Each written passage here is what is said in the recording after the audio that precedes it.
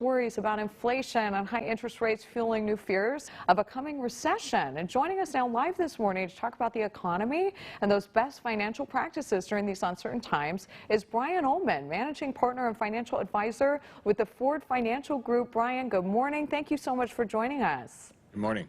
And just first, your reaction to this, watching the stock market, we're in a bear market now and historic inflation.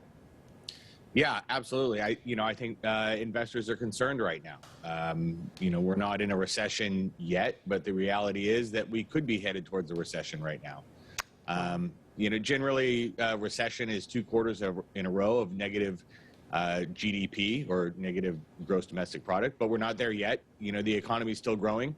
It's moving from a boil to a simmer, which is still cooking.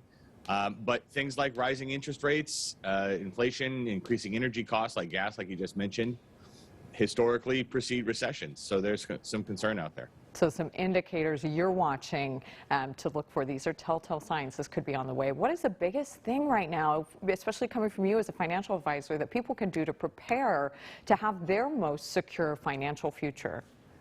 Sure. Well, a couple things. I think financially you want to batten down the hatches. I know it's hard to save right now because of inflation, but savings and having an emergency savings intact is always a good idea, but it's even more important when interest rates are higher and borrowing costs are higher. And so cut out the fluff and run lean if you're able to. One thing that you shouldn't do is to stop adding to your 401k or your 403b or whatever retirement plan that you have at work. These are the times where you look back and in the future you're going to be able to pat yourself on the back for the good decisions that you've made when things were going sour. And so the piece of the paycheck that's being put into your retirement plan should continue, because right now you're getting a discount than compared to earlier this year.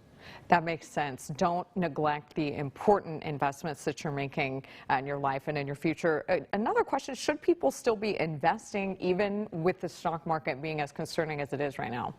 Yeah, absolutely. I mean, unless you're in a real financial jam, I think it's really important that you can contribute to your retirement savings. I know the investments are going down, but these are the long-term buying opportunities that you're going to thank yourself later for taking. Also, I would say don't raid your retirement plan to bridge any financial gaps. By jumping in and taking money from retirement plans, those choices come with taxes and penalties, not to mention the future gains that you're giving up. And so now is not the time to panic. I would say leave your investments alone and keep contributing to your Play the long game, really think long term instead of in the immediate right now. What happens, we are seeing a bear market, and could you explain for us, we hear that term, it doesn't sound good. What is a bear market? Sure. Well, a bear market is generally understood to be a fall in stocks of about 20% from their peak, and we finally crossed over that mark yesterday. A bear market is a pessimistic market, I would say, and is frankly a normal part of investing. Bear markets happen every 3 or 4 years on average, usually last a little bit less than a year. The last one that we had was in the spring of 2020 when COVID lockdowns were starting. And bear markets kind of indicate, I would say, a slowing economy. Doesn't necessarily mean a recession's around the corner, but it's certainly a sign that things are slowing down. All right, and Brian, last takeaway tip for folks just trying to survive these expensive times, from grocery to gas, everything in between. Sure. Yeah. Well, I would say from a financial planning perspective, again, make sure you're running lean. Do things like check on those subscriptions that you may have that you don't use. Simple things like ride sharing or working from home to avoid some of these higher energy costs and gas costs.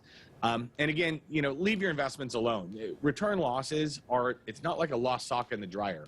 These are investments in assets that you own that are getting repriced all the time. And so you still own that asset, and generally they go up over time. The S&P 500 is up 4 of the last 5 years. And so I would say right now is the time to be disciplined, patient, and ride this out. Have some self-control and cut out the Target trips. I'm talking to myself there. All right, Brian Ullmann, thank you so much for joining us this morning. Really great tips on how to create a stable financial future for ourselves. Thank you so much. My pleasure. All right, take care. Hey, 6:52, and let's go ahead and check in New York for a look at what's coming up in a few minutes at 7 o'clock. Good morning.